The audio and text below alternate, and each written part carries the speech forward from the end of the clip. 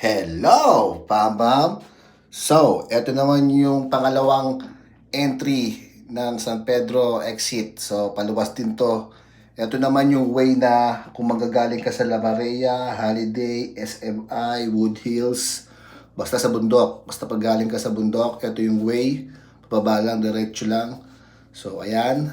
Pinapakita ko po sa inyo mga Pabam. So, ayun lang lang. Isang tulay lang ulit siya. Ayun yung bagong tulay na ginawa, nakatabi ng lumang tulay. So, ayun yung isang entry point para paluwas po ulit. So, ayan, kung makita nyo, nag-merge na. Tollgate na ulit. So, ayan po mga kapambam, nasa tollgate na po tayo.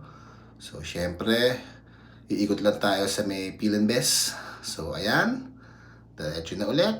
Sa kanan nyo po yung Schenker, sa kaliwa nyo po yung San Pedro exit from probinsya ng Batangas or Calamba, Santa Rosa or Mamplasan. So, ayan na po. STX na po ulit. So, napakabilis lang ng biyahe papuntang sa Maynila. Alright mga kapambam, peace out!